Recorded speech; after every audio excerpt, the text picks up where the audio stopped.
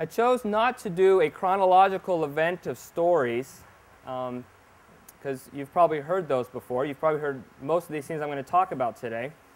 But when I first started studying about the maritime records and specifically how they interact with the city of Savannah, I was very surprised and amazed and entertained by the way that so many people, events, and ships and this kind of thing all weave together. It seemed that everybody knew one another in some fashion. And so the stories that I'm going to tell today will just, hopefully, will blend from one into another into another. There won't be a chronological flow to it. Hopefully it's entertaining. The U.S. Customs Office is the oldest federal agency in the country. I don't know officially, but I think the reason is because that was the easiest way they could begin generating money for the federal government, was by imposing fees and taxes and levies on any ships coming into the country. That's how all business was done when it first started out, and I think that's what they decided they would do. And so what they set up offices on all the maritime cities around the coast. My presentation today, let me say this before I get into the first document, will primarily go from your left to right, and I've chosen documents that will highlight the things I'm going to talk about. Normally we use a PowerPoint presentation, but being outside, I didn't think you'd be able to see that. So we put these together on banners. I don't know that you can read them from where you're sitting, but please feel free afterwards to get up and look at them if you have an interest in any of them. The first document on banner number 2 over there, the one on the left, is a letter that was written by Lachlan McIntosh to Tobias Lear, who's the secretary to President George Washington. And this is what it says. Sir, you will please to inform His Excellency, the President of the United States, that I have received the Act of Congress for regulating the collection of the duties on the tonnage of ships or vessels and of goods, wares, and merchandise imported into the United States, and also the rates with my commission as naval officer of this port and district, for which I entreat you to return him my hearty and most grateful thanks, and have only to request that he will not hearken to any misrepresentation until I have an opportunity of replying to them.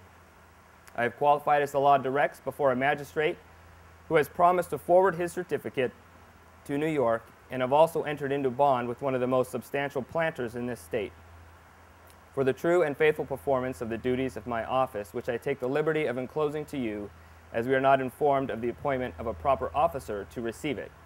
I have the honor to be your most sire, Lachlan McIntosh.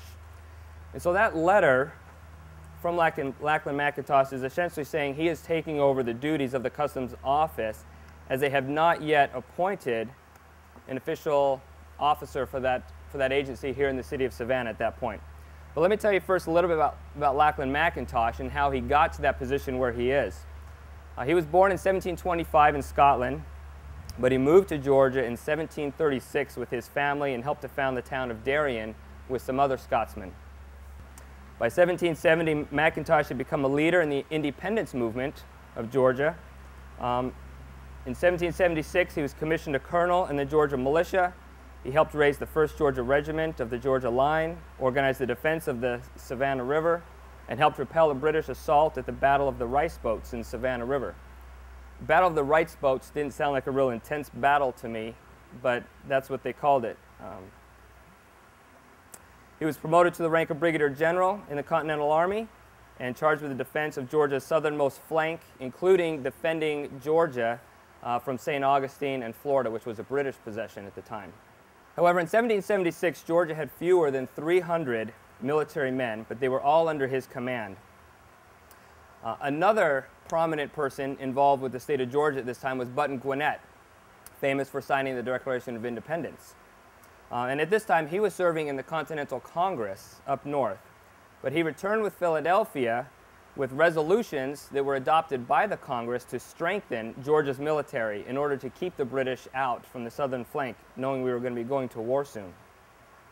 Having been responsible for putting through those resolutions, Button Gwinnett wanted to assume military command of these men. Even though he was a lifelong politician, his dream was always to be in the military. He was disappointed when the Georgia Assembly instead appointed McIntosh to lead those, and he then moved from colonel to general with that new assignment. And that began one of a great feud was born between those two men and between their two factions, their group of men, but it would end with a duel. Following the death of Archibald Bullock, Gwinnett was chosen to serve as the acting Speaker of the Georgia Assembly until it was a formal election when somebody could take charge. But using that power, or abusing that power, Gwinnett sought to realize his military ambition of being a military commander, and he wanted to take control of that and also take control of St. Augustine. So in order to do this, what he did was he ordered that military matters would now be assumed under the powers of the General Assembly, and he himself would direct this expedition to St. Augustine. Well, McIntosh, as leader of the military, refused the order. He knew that Gwinnett could not lead military men. He didn't want to be a part of that, and so he refused it. Gwinnett, on the other side, couldn't get things going without McIntosh's help, and so things were stalling. So the Assembly just stepped in instead and said, fine, you're both not going, we're going to send this other guy and he'll take the expedition. Well, the expedition went and it failed miserably, and the Assembly blamed Gwinnett and McIntosh jointly because they couldn't get their stories straight. So they called them together to see what was going on. They had an assembly to meet together and find out who was to blame. And they both told their stories. Well, Button Gwinnett was the politician, so he could tell his story a lot better than the soldier, Lackland McIntosh. And in the course of this, McIntosh lost his temper and called Gwinnett a scoundrel and a lying rascal. And those are fighting words in 1776. So the next day, May 16th, 1776, they met in a field just east of Savannah. McIntosh chose Major James Habersham as his second, and Gwinnett chose George Wells. The two men stood facing each other, 4 paces apart, which to say is only about 12 feet. And on the signal, they both fired, they both shot, and they both hit each other in the leg. Neither man died from the shot. Button Gwinnett fell to the ground. McIntosh stood standing, and McIntosh, ever the gentleman, offered Gwinnett a second shot, to which Gwinnett accepted, but only to have the seconds step in at that point and say that the honor of both men were satisfied, it's done, it's over, and we can go on our way. Neither wound was serious, but Button Gwinnett had received poor medical treatment. He had a bad doctor, and gangrene set in, and he died 3 days later, which only intensified the feud between the two camps, between the McIntosh camp and those who were followers of Button Gwinnett. To avoid any contention that there might be, McIntosh was transferred up to the Continental Army farther north. He was put in directly with George Washington. He would serve with George Washington at Valley Forge, thus building a friendship with George Washington. And so when the president needed somebody down south, he directed Lackland McIntosh to be the naval officer of the district and port of Savannah, putting him in charge of the Navy and the maritime records and everything down there until an official customs officer could be appointed. And so the letter that we have over there is Lackland McIntosh's letter saying, I'm already a naval officer, I'm ready to go to work in this capacity also until someone is formally appointed. The customs office had lots of duties, lots of important things it was supposed to do. You remember in that letter that McIntosh specifically said he's supposed to collect the duties on the tonnage of ships or vessels and of goods, wares, and merchandise imported into the United States. If you've seen the movie Pirates of the Caribbean, where Johnny Depp pulls his ship up to the dock, and there's a guy there with a little purse and writing something down, wanting him to pay the fee for putting his ship up at the dock. That's what I kind of picture at this point in time. Was that you brought a ship in, you're going to pay us a fee on docking here, you're going to pay us a fee on what you might want to unload and sell inside the city. That's pretty much what the customs office was doing, keeping track of all of that kind of business. That kind of business, using those kind of forms, is what creates this presentation today, but it also serves another purpose. I want to talk about the letter next to that one on the right there. This letter was written by James Monroe. He was not president at this time. It was written in 1812. He's Secretary of State. The president is James Madison. But this letter says, "Sir," he's writing the letter to the customs officer here in Savannah. "By a resolution of the House of Representatives, the President of the United States has been requested to lay before that body such information as he may possess relative to the captures, seizures, and condemnations of the ships and cargoes of citizens of the United States under the authority of the governments of Europe or either of them.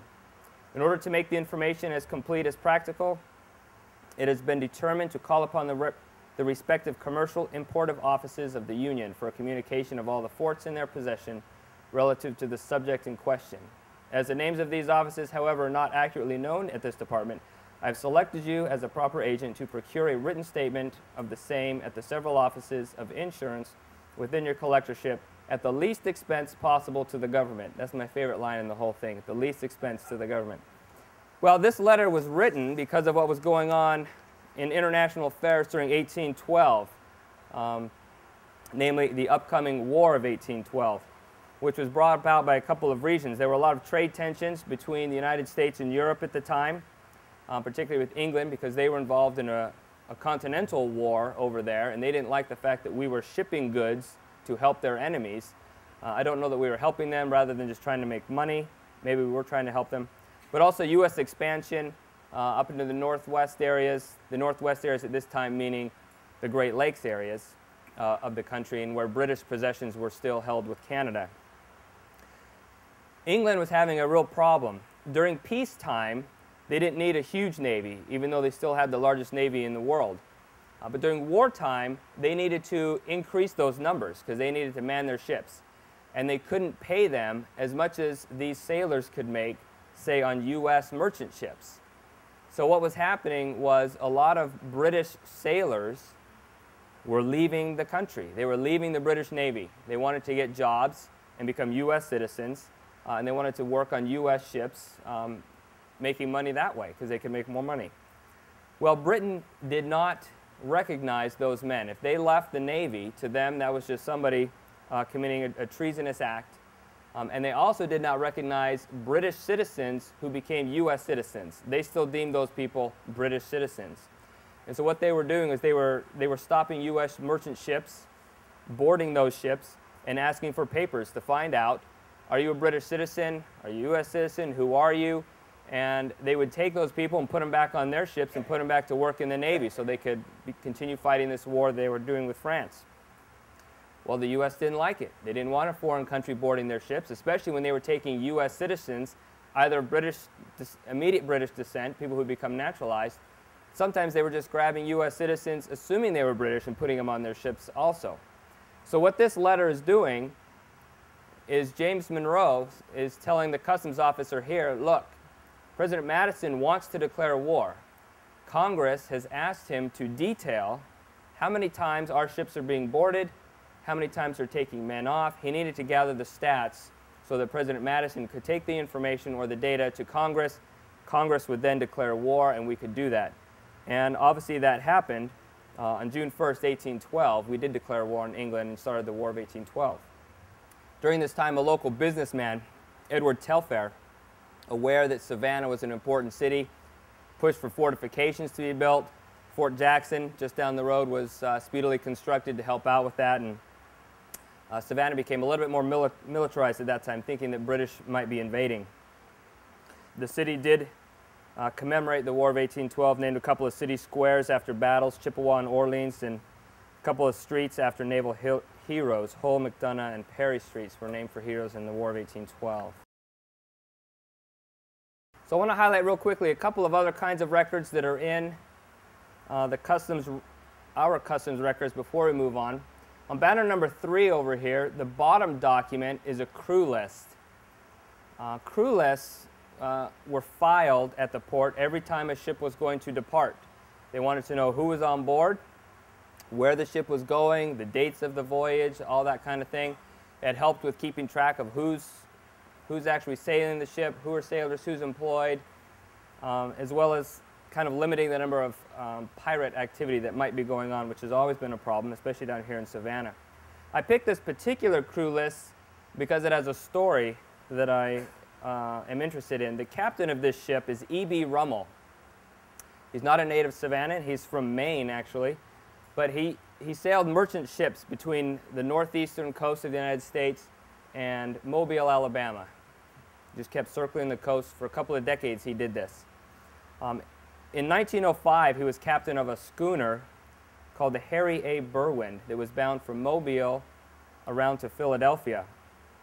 And on 3 different occasions, he had one of his sailors, a man named Henry Scott, was cited in the logbook for insubordination due to his abuse of the cook, either verbal abuse or some physical abuse. This guy was just trouble the whole voyage. The logbooks are always interesting because you follow the dates. On a certain date, you'll know their approximate location, and you'll be able to follow the events that are happening on the ship. If someone falls overboard, it's documented. If somebody does something like this fellow abusing the cook, it's documented. Well, when they got around near North Carolina, a fight broke out between Henry Scott and the captain. And that was because the captain, Captain Rummel, was calling him out because, number one, he had been insubordinate on several occasions, but number two, he had heard rumors that Henry Scott was trying to start a mutiny on board the ship. Well, Henry Scott apparently was a much bigger, stronger man than Captain Rummel, and he beat him to death right there on the spot. And then he proceeded to kill the cook, the mate, and an engineer. And so they were left with 4 sailors. All 4 of these, led by Henry Scott, were part of the group that wanted to start the mutiny. A ship is hard to sail with 4 people, the larger ships. And so it was sailing recklessly off the coast of North Carolina when it was spotted by Captain Tapler aboard the Blanche H. King, who was bound from Brunswick, Georgia, up to Philadelphia. He thought something was going on, and so he pulled up to the ship. They boarded the ship, and they found the decks were just stained crimson from the blood. They immediately bound all 4 of the men. I don't know if it was in rope or whatever they had at the time, but Henry Scott complained that his were too tight, and so as they were processing the loosening, he got out, grabbed a pistol, and shot one of the 4 that was with his group, probably the man that he thought would blame Henry Scott for the murders. Maybe he had more trust in the other 2 men. So now we were down to just Henry Scott and 2 other men named Arthur Adams and Robert Sawyer. Well, they told their stories, and Henry Scott blamed everything on Adams and Sawyer. And apparently the officials believed it. It went to court. Adams and Sawyer were found guilty, and they served time in the Atlanta Federal Penitentiary.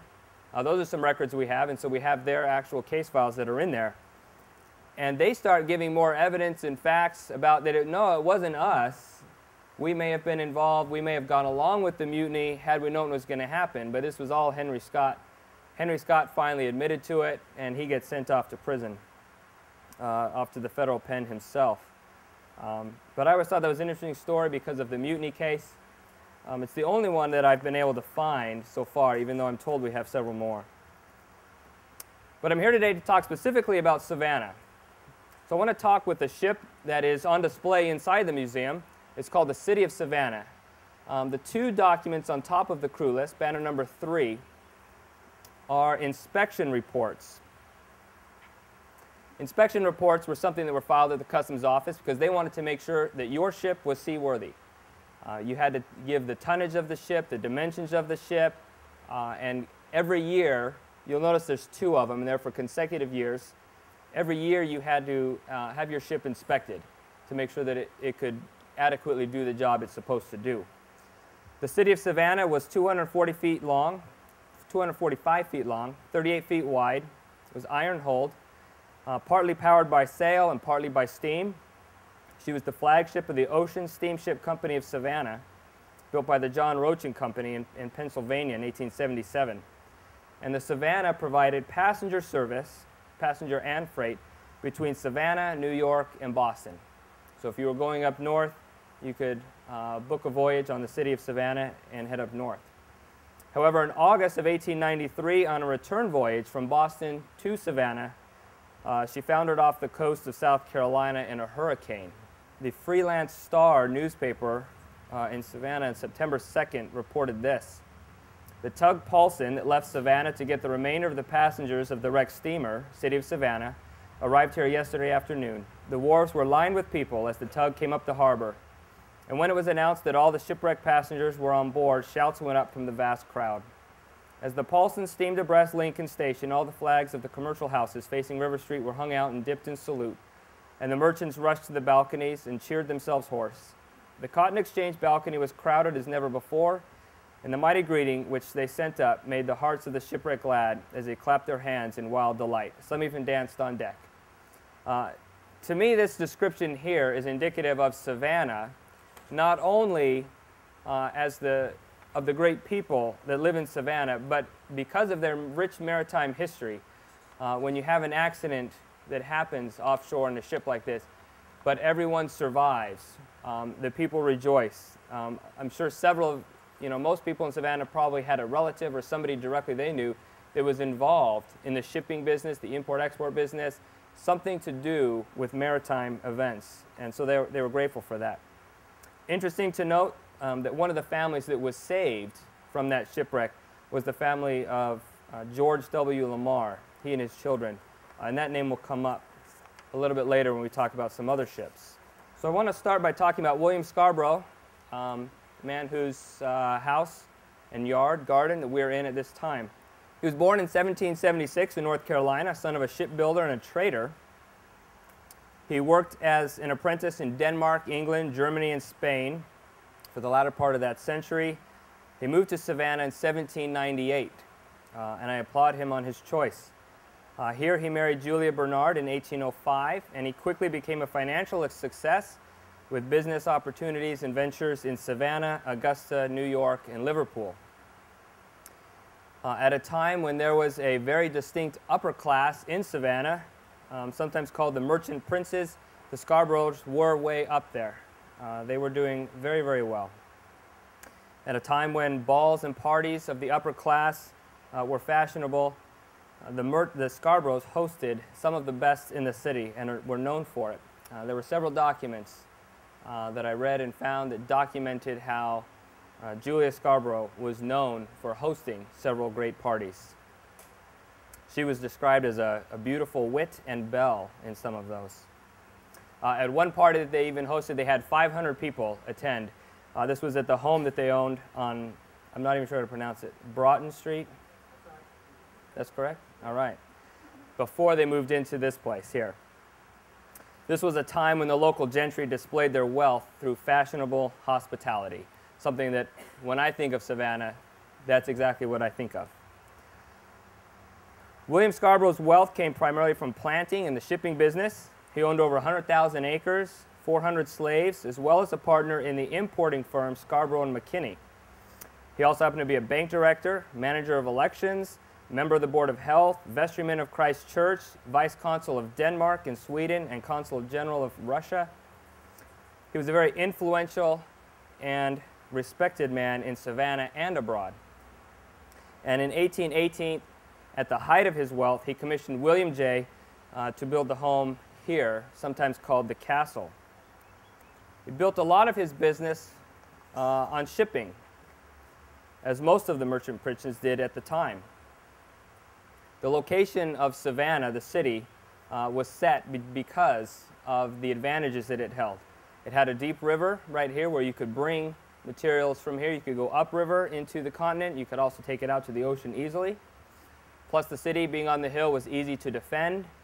And back when they founded the city, Oglethorpe knew that the most important thing would be to be able to defend the city. No point in building something that someone could just come and take from you later. So the river and the sea offered the best means for livelihood and possible wealth for a lot of these people. Names like Andrew Lowe, Habersham, Telfair, Gaston, Bullock, and Scarborough are popular and became wealthy at this time, but are also popular in our records. If you notice on banner number 4 now, the top right document, that is an import document, customs record, a record of Scarborough himself, William Scarborough. He signed the document, bringing in merchandise to the country. Anytime you brought in an export, you had to fill out one of these forms to say you were bringing it in. It would tell you what was in it, the quantity, and the approximate value of the material. And William Scarborough has several of these in our records because he brought in a lot, as does Andrew Lowe and the Habershams, the Gaston, the Telfair. You see these names all over the records. Easily they were the most the biggest in the export-import business at the time.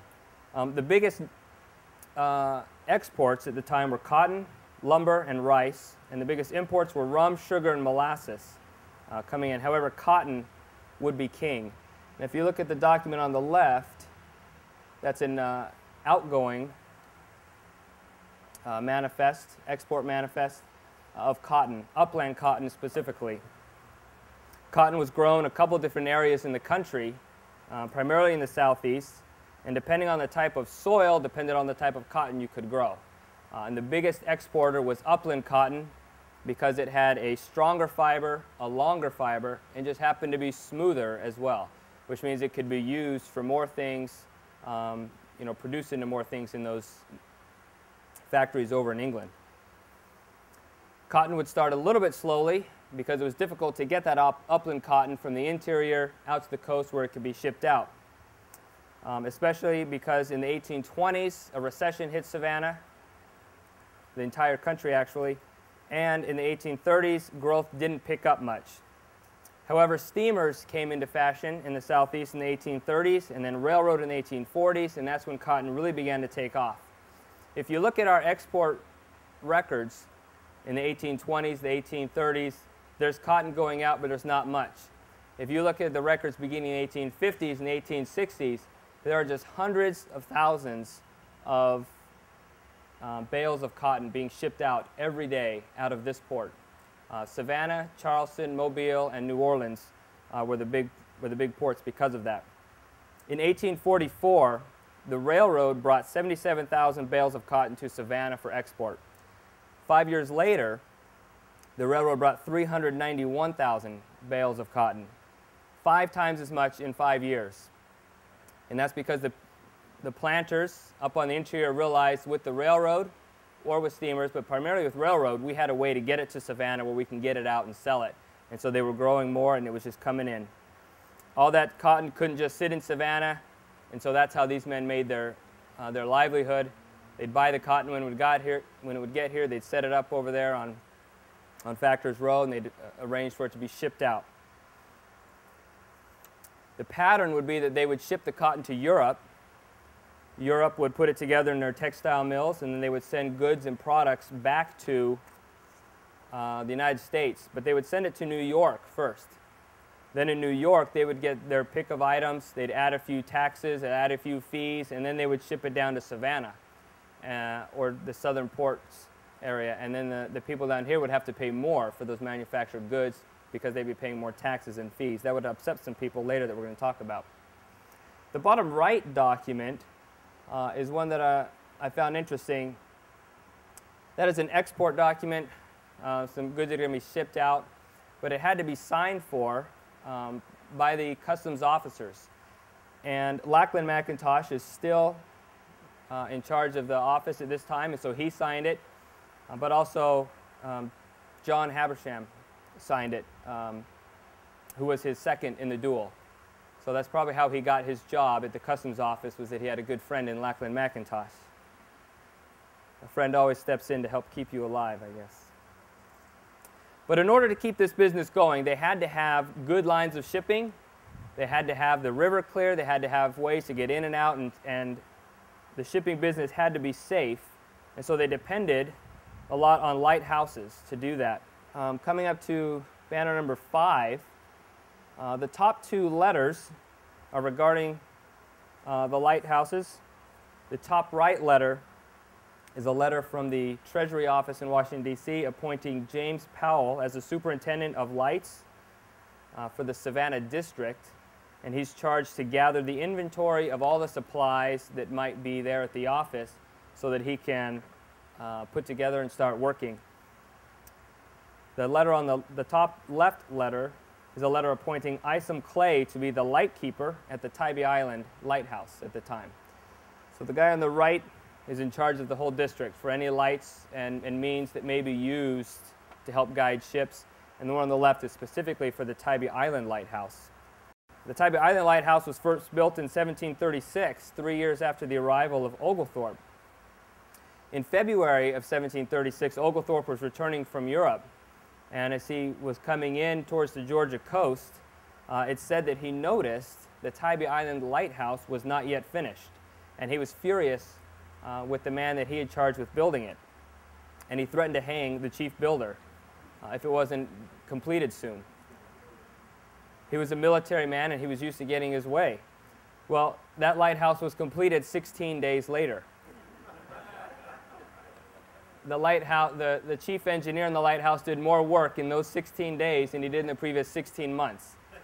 So he was able to keep his head. But 5 years later, that lighthouse was swept away.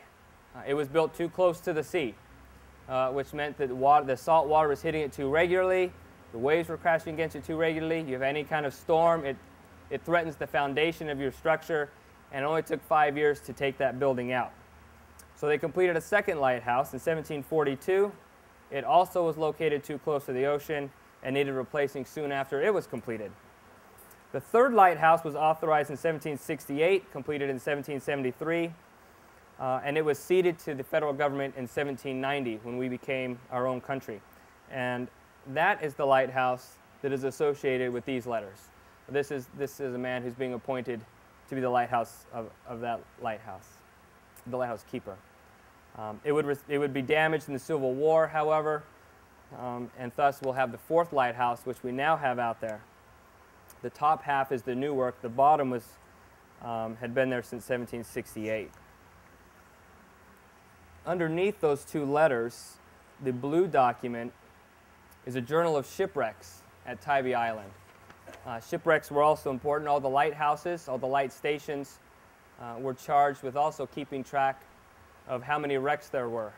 You go in through some of these journals and you'll find some famous ships, but you'll also find the life-saving activity of either the lighthouse keeper or the people that were on staff. They quickly would call other mariners. Those who worked on the sea always helped each other.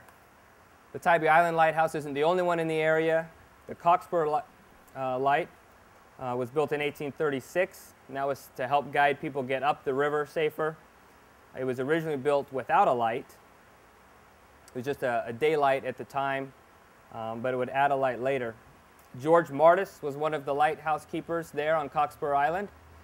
He and his sister Florence were born on the island. Their dad was a military man stationed out at Pulaski, and so they would stay there. Florence Martis is more commonly known as the Waving Girl. Everybody in Savannah is familiar with her. It's said that she would stand out there for 44 years, waving ships in and out, waiting for her lover to come back home. Nobody really knows if that's true, but it makes a great story and makes a real nice statue out there by the sea. But the Cockspur Light, when the light was actually added, that happened in 1848.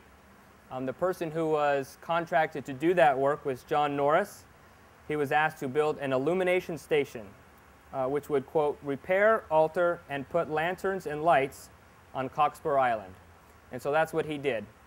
He used some of the existing structure, foundation, but he built the lighthouse we now know. He added the light at the top so that ships could come in and out at night without much trouble. John Norris is very important in Savannah history. He designed many of the buildings we know around town. He designed the Customs House, which is over there on Bay and Bull Streets. The first Customs House in Savannah was opened in 1789 on Commerce Row on East Bay Street, and that's where Lackland McIntosh, as the first customs agent, would have been working. The second was opened in 1819 on East Bryan Street, but it burned in 1837. In 1845, the federal government purchased the land at East Bay and Bull Streets, where we now know the customs office to be. That is also the original site where James Oglethorpe's wood frame house was. So Oglethorpe, the founder of the city, thought it was a good site. Must be a good place to put a building. So New York architect John Norris went to work. The cornerstone was laid in 1848. The building was finished in 1852. The most impressive thing about the building are the columns up front. And John Norris said that the columns up front are to signify the importance of the sea and the customs agency and the customs business to the city of Savannah. Savannah at the time was an important port, still is, but the columns, he said, were to signify and symbolize that.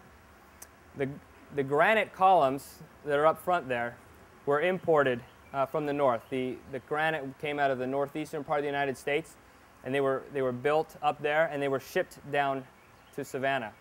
Because of their weight, it took 30 days to get them off the ship.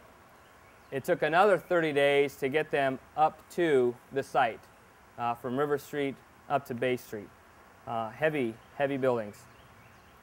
The entire building is built of stone, and that's because John Norris was a strong advocate of fireproof buildings. The city of Savannah was happy to have that. They'd had a big fire earlier. Fire was always a threat in old towns where wood was prevalent and people were using lanterns, and so that was a welcomed addition. And his architectural influence would later be felt throughout the city in lots of other, either through the use of stone and fireproof buildings or just his sense of architecture. He also built the Mercer House, which is famous from Midnight in the Garden of Good and Evil. He built the Andrew Lowe home, who we've talked a little bit about today. He built many of the riverfront factories that are out there. With William J., he helped to build the Juliet Gordon Lowe home, which is the, she founded the Girl Scouts. But the Juliet Gordon Lowe home, as everyone knows, it was not originally built for the Gordon family or the Lowe family. It was built for James Moore Wayne, who was one of the most accomplished people to come out of Savannah that I could find. James Moore was born in Savannah in 1790. In 1808, at the age of 18, he graduated from Princeton. He was admitted to the bar in 1810 and began practicing in Savannah. He was an officer in the Georgia Hussars during the War of 1812, and he served in the Georgia House of Representatives. Then he became mayor of Savannah from 1817 to 1819. He served as a judge in Georgia. Then he went on to serve in Congress from 1829 to 1835, and beginning in 1835 until his death in 1867, he served on the Supreme Court of the United States. You take any one of those items, and you could say, yes, you had a successful career. You were mayor of Savannah. That might be something you'd be known for. Or you were in Congress. You could be known for that. You were a judge. You might be known for that. But to just continually add on to what you've done like that, I thought was amazing. This guy was very ambitious, knew what he wanted to do, and went out and did it. He also happened to be on the Supreme Court at the same time that the Dred Scott decision came out, which is highly regarded as the worst decision by the Supreme Court in history,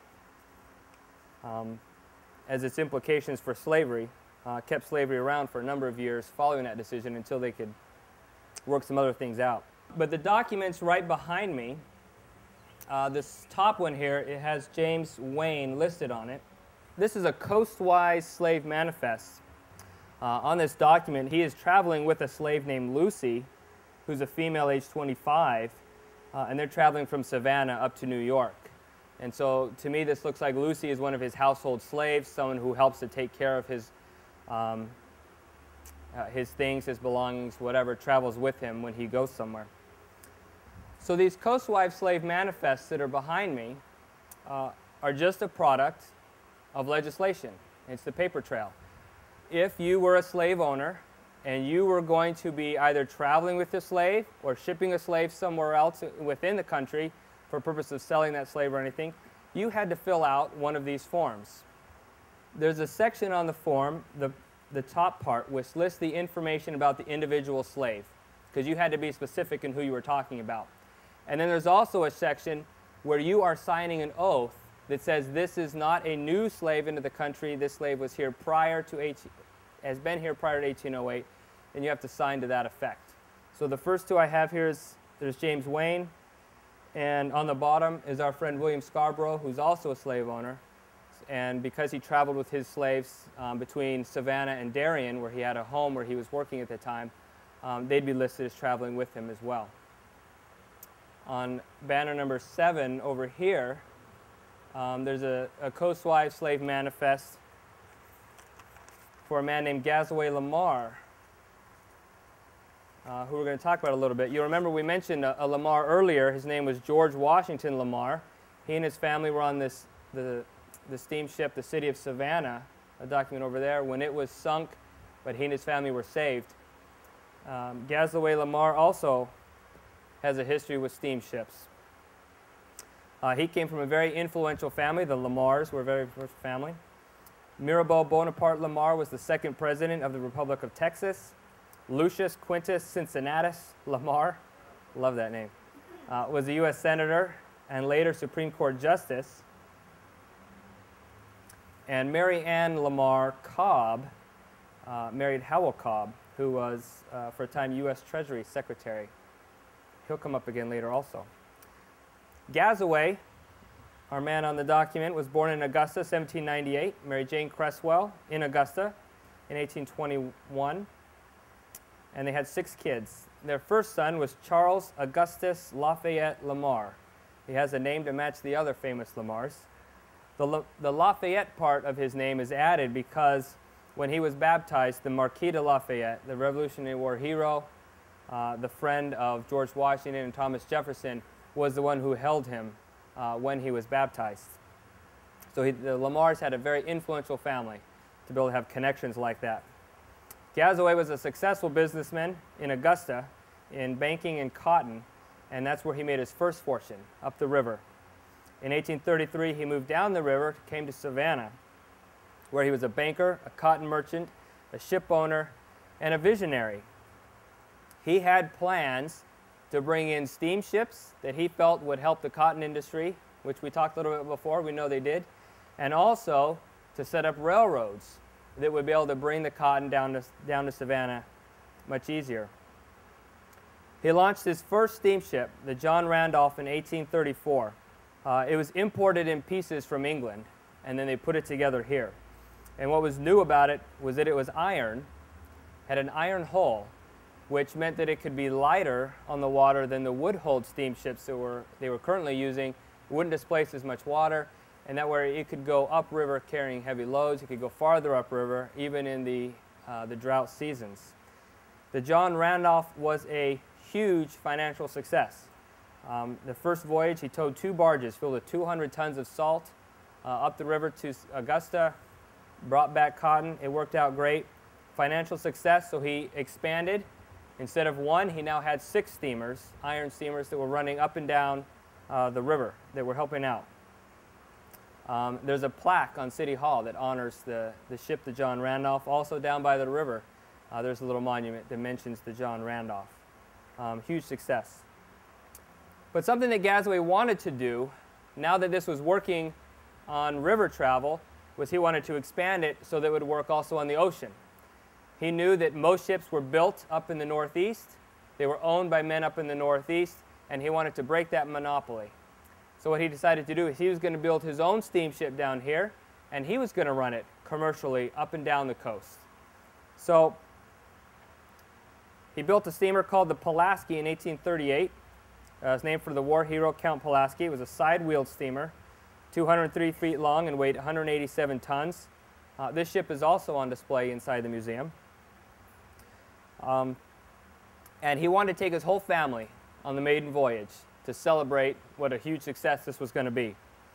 They advertised here and they advertised in Charleston that it was going to be going up to Baltimore.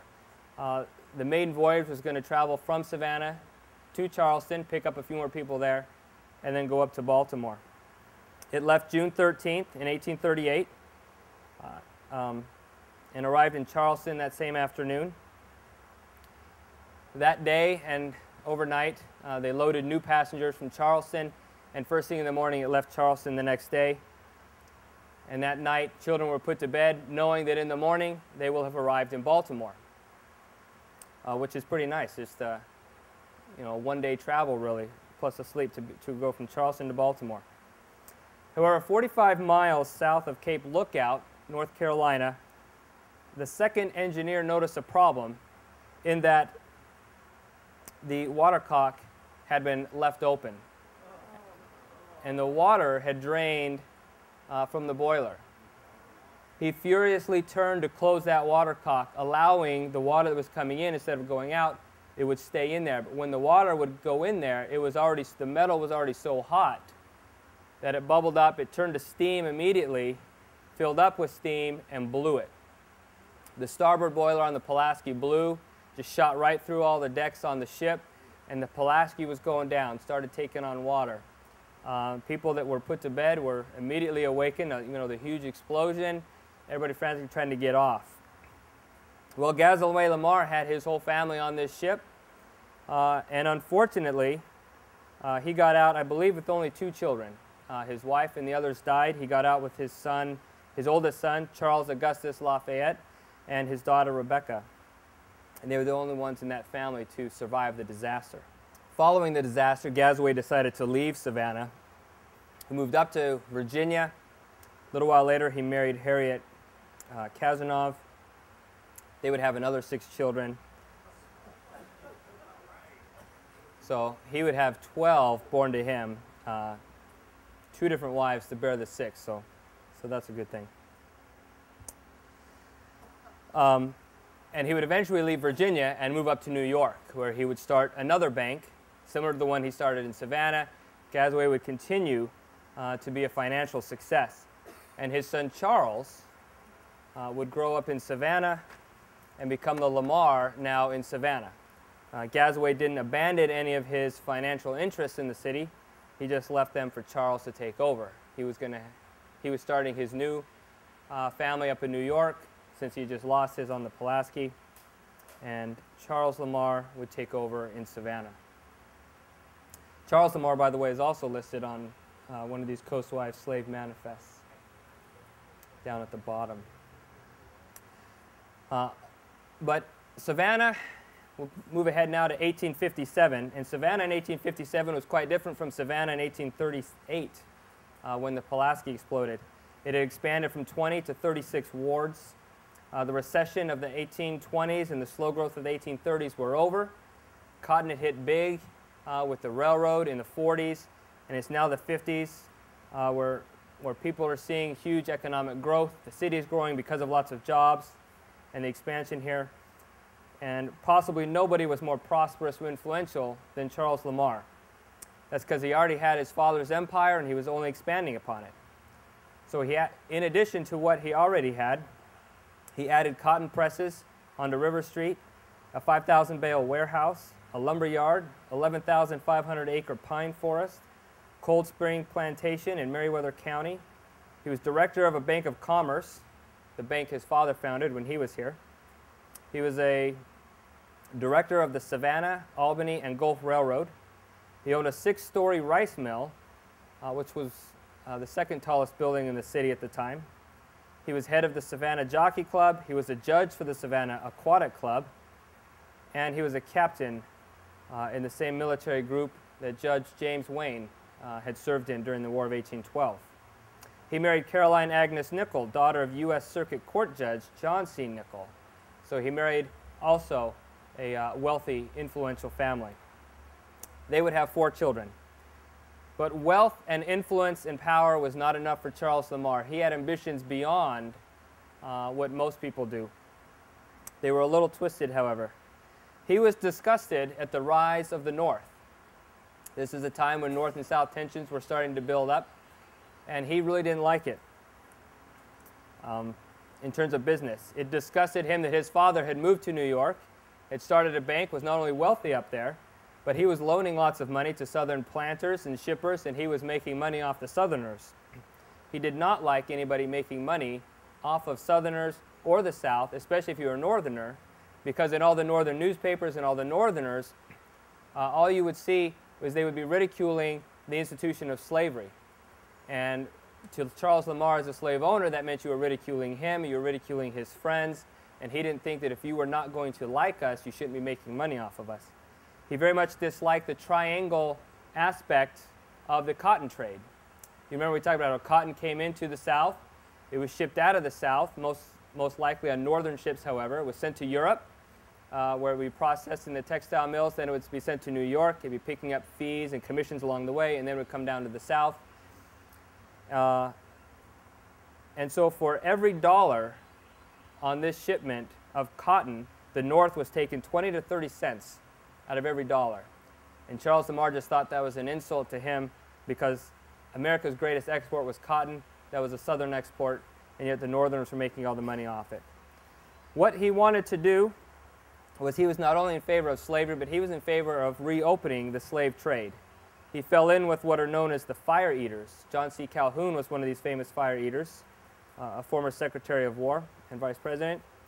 And they started looking at secession from the North, from the Union, as the answer to their problems. If they could secede from the North, they'd be able to open up the African slave trade, boost their economy more, and eventually be more prosperous than the North.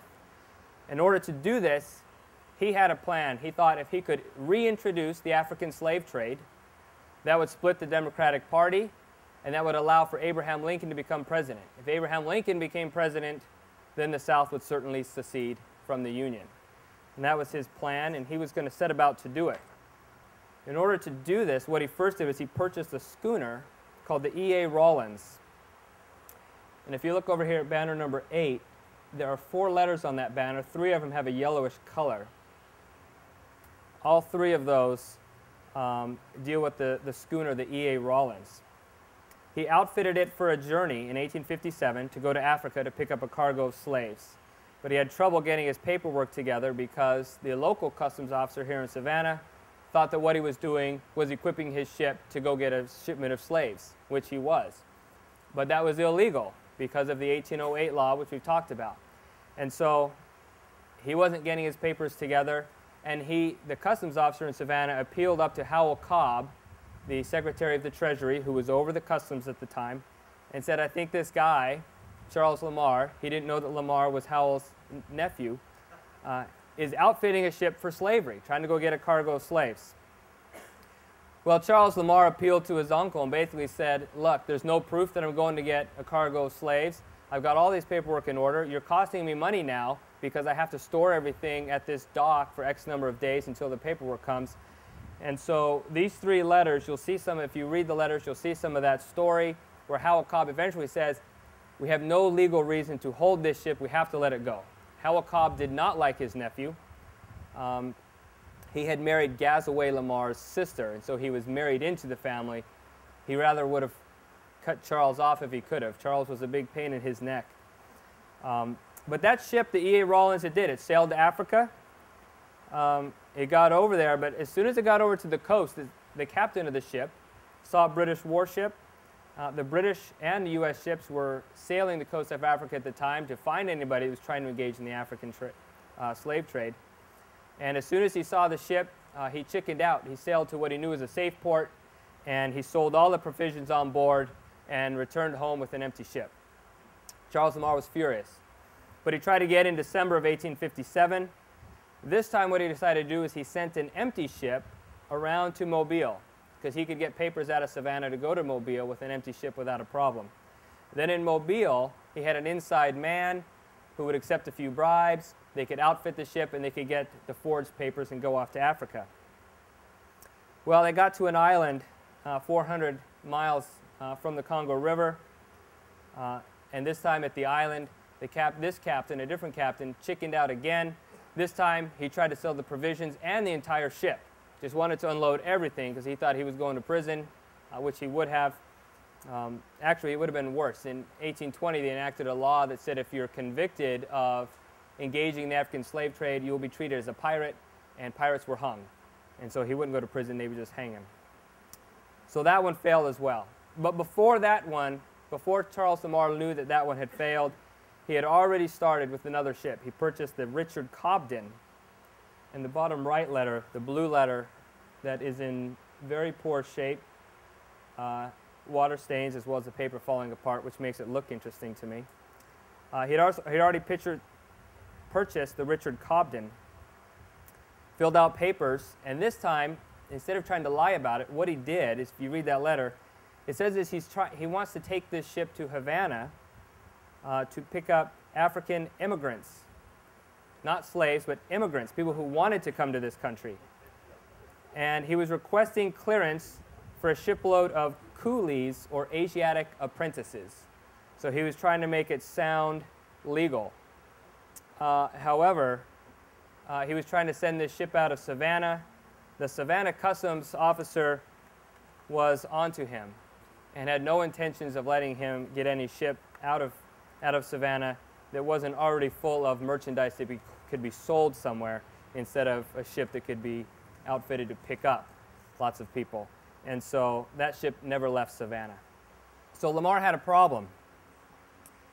His name was now known that he was trying to get a cargo of Africans, and he needed to figure out a way how to get a ship over to Africa and get it back if he was ever going to succeed in his plan.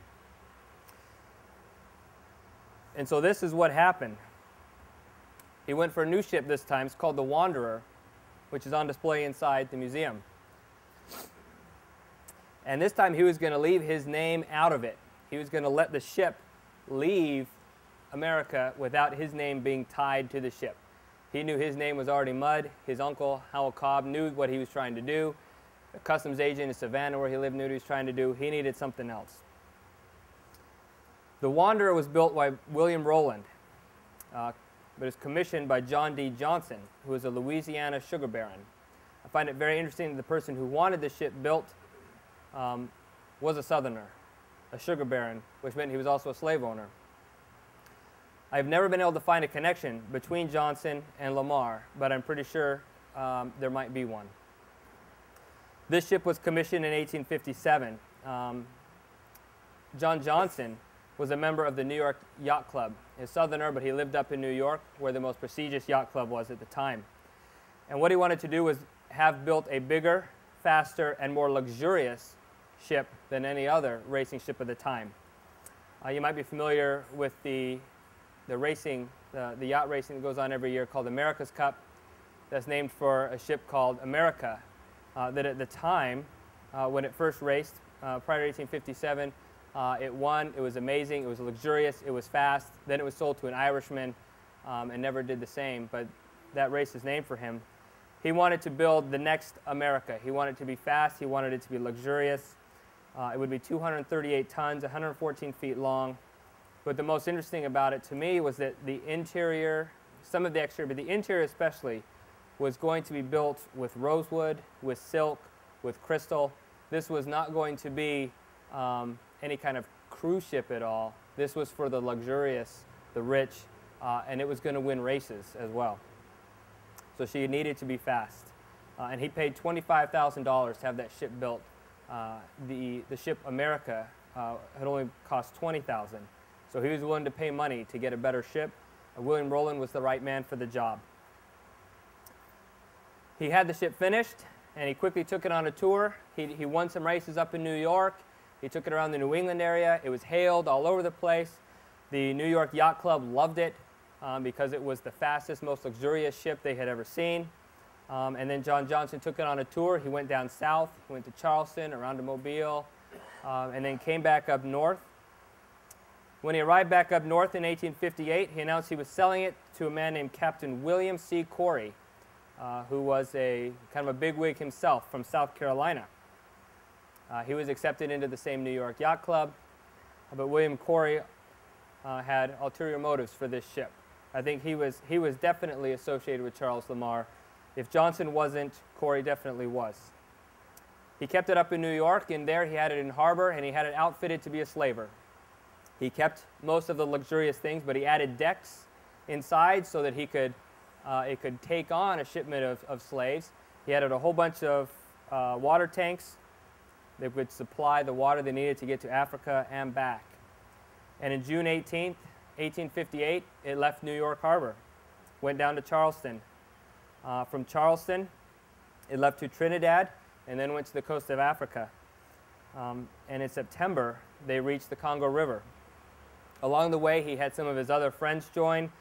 There was a Captain Nicholas Brown, along with Captain Corey, a man named Farnham, and they picked up a Portuguese sailor when they got to Africa named Aguirre, who knew the Congo River that would help them get upriver to find the place where they could get the slaves that had been brought from the interior out to the river. They would then take the slaves out to the Wanderer out on the coast. They encountered the same British warships that the previous ships had, but they were quite a bit cockier, and they decided that they would even invite the British military men to come and dine with them on their ship. They had heard of the ship, the Wanderer.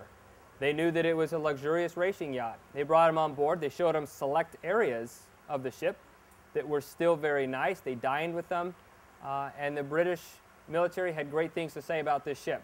They never suspected that it was a slaver. They were able to load on 487 slaves, and they returned back to the United States. They eventually landed with 407. They lost 80 along the way. Disease and death takes its toll when you're squeezed into a very small compartment that's not meant to fit people. November 28, 1858, they neared the Georgia coast. They were helped through some of the coastal channels and some of those barrier islands by John Dubignon and his family. He owned a lot of Jekyll Island, and he knew a lot of people in the area, so there were a couple different people involved with helping him traverse there. As soon as they were able to land or to make dock, they sent word up to Savannah so Lamar would know that it was here. Lamar quickly boarded up a couple of men. They went down to Jekyll Island to check it out. He wanted to see that the ship made it. He wanted to see the slaves there, and he wanted to know that his plan was working. And it was, but there was still lots to do. You can't land 407 new African slaves without drawing some public and legal attention. And there was a lot of attention that was brought. Joseph Ganal was called in to be the lead attorney. They found these Africans. They had enough witnesses that had either seen the new Africans, who they claimed looked quite a bit different from the ones that had, maybe had arrived 50 years previous. They were speaking different languages, and they had large groups of them, as well as some of the witnesses who had helped to bring them in the coastal islands. But they thought they had enough information to bring together some charges. Banner number 9 on the far side there, the far right document is a letter written by Ganal to the customs office in Charleston requesting information on the ship the Wanderer. You remember I said that the Wanderer left New York, then went to Charleston, then left Charleston for foreign waters. And what he was doing was the customs agents there should have some of these type of documents that said an entrance that shows the Wanderer coming into Charleston and one going out. There should be other papers registering the ship, who the owner is, what the crew list says. All of these documents should be there, and that letter is requesting all of those documents so he can prepare that for his trial, so he's gathering evidence for that. The trial would take place at the customs office, the one that is over there on Bay and Bull Street. Even though it's the customs office, one of the floors was designated as a federal courtroom. And so that's where the trial took place. The judge was James M. Wayne, the prominent Savannan that we already mentioned. He is a member of the Supreme Court, but at the same time, the Supreme Court traveled a little bit in those days, and he was home, willing to do the case, and so they wanted him to do the case. Not only did the attorneys here want him to do the case, because they knew he was against the slave trade, but President Buchanan wanted him to try the case, and he was given very specific orders by President Buchanan to find these men guilty. It's not the natural way we're supposed to process law in this country, but the president needed them found guilty because the entire North was up in arms that the slave trade had happened. Now, there were other instances, and we have lots of these court cases in our holdings where ships were brought in and they had African slaves, but they were small numbers. There was nothing as audacious as the Wanderer tried to do, and Charles Lamar was very open that he wanted to start the slave trade again. So the North was calling for people's heads in the South. They wanted this cut off right away, including the president. Well, James Wayne addressed the jury prior to the court case starting. James Wayne was a slave owner, but against the slave trade. I don't understand how that works. It seems like if you're for one, you'd be for the other, but that's not the way. But he addressed them in 27 pages of documents.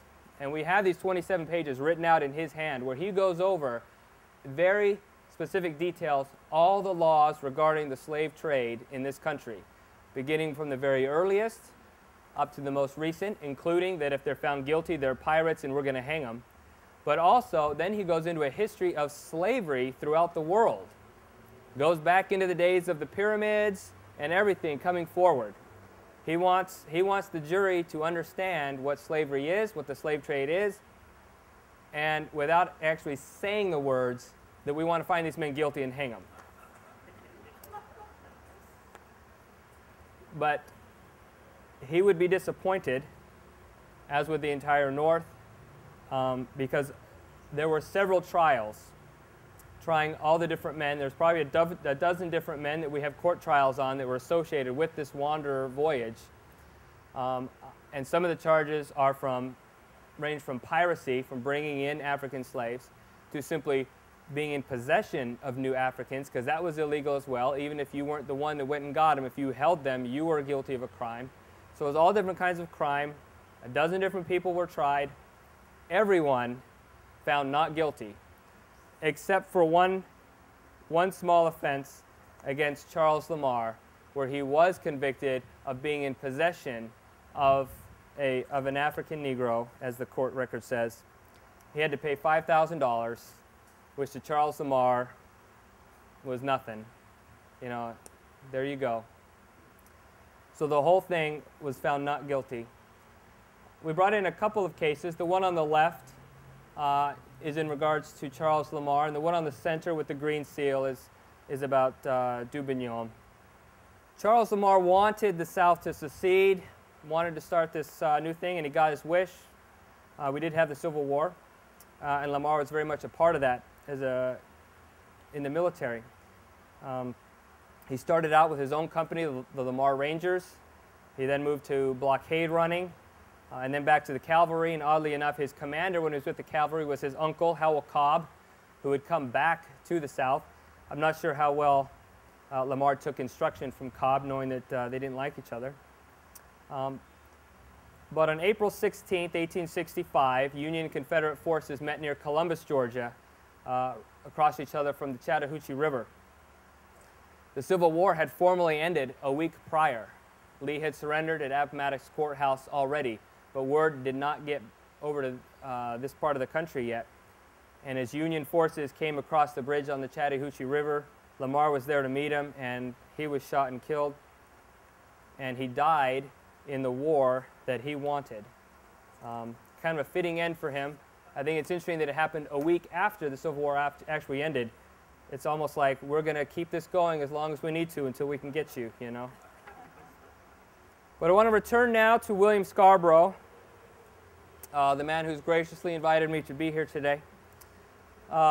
He would also have his problems with the law as well. And most of that stemmed from a venture that he started in 1819 to launch a steamship called the Savannah, which is the reason we have National Maritime Day. He wanted to build a steamship that would cross the Atlantic Ocean. And it was risky at that time because steam was considered unstable. A lot of people considered this ship to be just a steam coffin awaiting people's death. And if you remember the story of the Pulaski, you can understand that that can happen, even though the Pulaski was much later.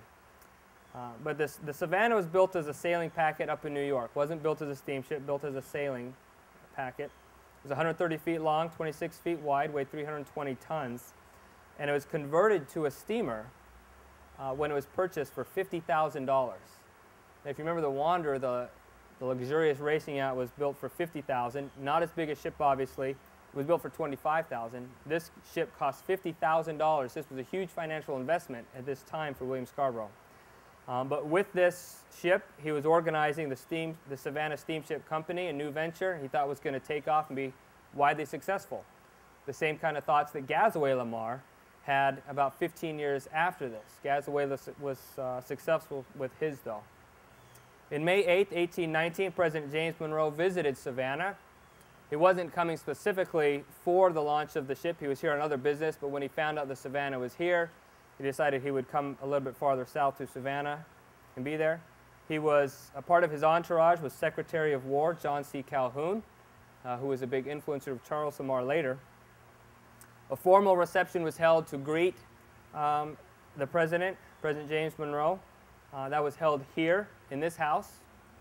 So we're walking where presidents have walked, which is nice. And he rode in the maiden voyage of the Savannah ship. It went from Savannah out to Tybee Island and back. And there was lots of hoopla surrounding it, that was the maiden voyage.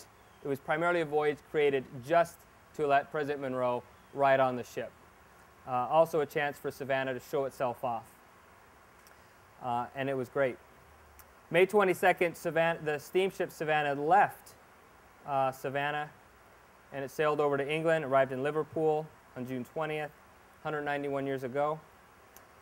It was the first steamship to cross the Atlantic. It also went on to Stockholm, to Copenhagen, Norway, and it got back home November 30th. This was great publicity for the city of Savannah. Everybody knew that the steamship made it.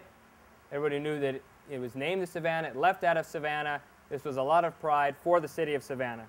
However, a lot of people questioned whether or not it can be considered the first crossing, given that of the 27 days, it was only turning the paddles for 80 hours of that time. And so they questioned whether or not we should consider it an actual steam voyage or not.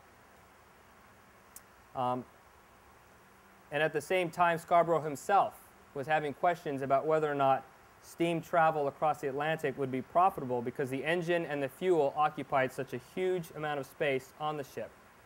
The ship was abandoned by its financial supporters. Times got really rough, and eventually the Savannah was stripped of her boiler and her paddle wheels, and it was left as a sailing ship to sail between New York and Savannah until 1821, when it was wrecked off the coast of the Long Island up in New York State. At the same time, in 1819, Savannah hit recession. The speculative boom that was fueled by easy bank loans, does that sound familiar? It created the first major economic bust and panic in American history. And that's not going to help Scarborough, who had just invested 50 grand in a ship that the next year would be stripped of its paddle wheels and boiler. Shares of banks and property values plummeted. Bankruptcies multiplied. The Bank of the United States, with the branch here in Savannah, called in its loans. And in addition to this nationwide depression, here in Savannah in 1820, there was a fire and a yellow fever epidemic. Savannah's exports dropped to half their value from the previous year.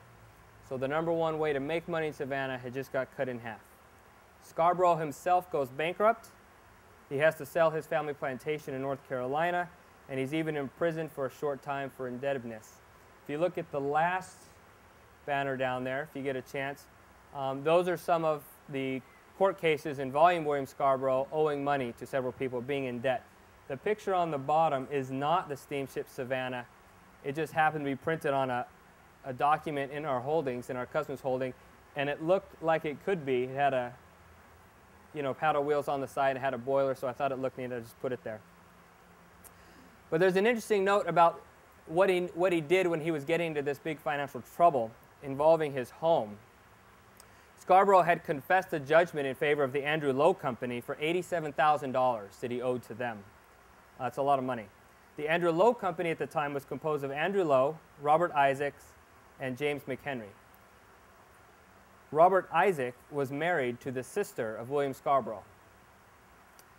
So they were the ones who inherited, as part of a way to get their money back, they took possession of the home and all of the furnishings. Robert Isaac was the one who negotiated the terms in order for them to get that. Then Robert Isaac, brother-in-law to William Scarborough, paid $20,000 to the Andrew Lowe Company, and he was able to take personal possession of the home and the furnishings. A couple years later, in 1827, Robert Isaac, knowing he was ill, knowing he was going to die soon, wrote his last will and testimony, in which it states, 7th item, I give and bequeath unto my beloved niece, Charlotte Scarborough, daughter of William, all my right, title, and interest in and to the lot, dwelling house, and all other improvements thereon, which formerly belonged to her father, William Scarborough, on West Broad Street in the city of Savannah, together also with the plate, furniture, and all kinds, books, and prints, all which were purchased and paid for at Marshall sales by me. So Charlotte Scarborough, he dies that year in 1827. Charlotte, William's daughter, eventually then gets ownership back of the home and the furnishings they had in the home. She decides that she's going to give it to her mother, Julia, with the stipulation that when she and William have passed away, that the home and furnishings will revert back to her and her siblings, not just herself. She was very generous. Because of the way a lot of these documents were worded, the house gets tied up in legal matters and everything up through 1850. After that point, I couldn't keep track. I don't know who owned it. Eventually, it comes here and becomes it stays here, becomes the Ships of the Sea Museum, which is great. But William Scarborough himself gets to make a comeback. He recovers enough to hold a job with the Upper Darien Steam Rice and Sawmill, thanks to his son-in-law, Godfrey Barnsley, who married one of Scarborough's daughters. During this time, he writes papers on the mechanism of the steam pump and causes of steam explosions. He even receives a patent in 1835 for an invention improving the steam engine for paddle boats. It is with his son-in-law, Mr. Barnsley, that he goes into business. They manage steamer trade up and down the Savannah River.